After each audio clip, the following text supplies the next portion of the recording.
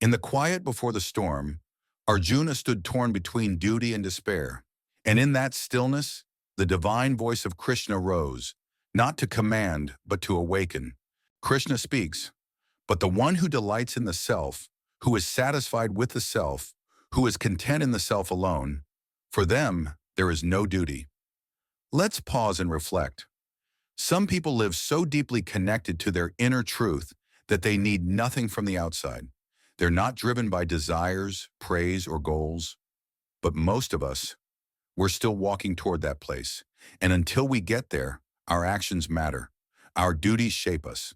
Krishna speaks, for the one who has no attachments, who is content and not dependent on results, there is nothing to gain or lose through action. In simpler words, when your heart isn't tied to the outcome, you're free. You're not acting to win or avoid loss. You're acting because it's right. That's real freedom. Krishna speaks, therefore always perform your duty without attachment, for by acting without attachment, one attains the supreme. In simpler words, this is the core of karma yoga. Do what you must, but don't cling. Let go of the grip and life flows better. It's in this freedom that we find peace and even divinity. Krishna speaks, even kings like Janaka attain perfection through action. You too should act to guide and uplift the world. Whatever a great person does, others follow. The standard they set becomes the path for the rest. In simpler words, your actions aren't just for you. When you move with purpose, others notice. Your life can become an example of courage, integrity, balance.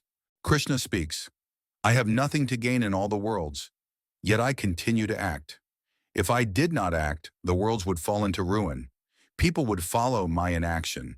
If I ceased to act, all beings would be destroyed. I would be the cause of chaos. Let's pause and reflect. Even Krishna, the eternal, acts, not because he needs to, but because action sustains the world. That's a lesson for all of us. If the divine stopped moving, creation would stall. It's a powerful message. Inaction can be just as impactful as action, often in the wrong way. This isn't about dramatic battles. It's about responsibility, about showing up for life, even when you don't need to, simply because it matters. Krishna speaks, the ignorant act with attachment. The wise should act without attachment to guide others, not to disturb their faith. The wise should not unsettle the minds of the ignorant attached to action.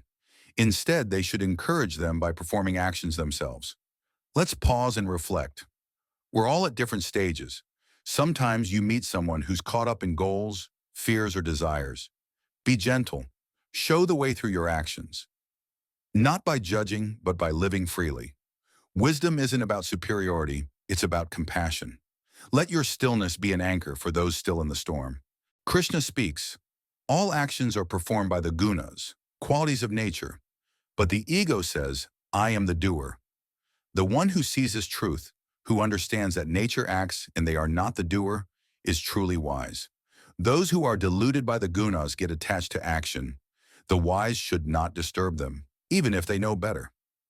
Let's pause and reflect. It's a hard truth. We don't control everything. We're instruments in a greater orchestra. The ego may think it's conducting, but really we're part of the music. This doesn't mean you sit back and do nothing.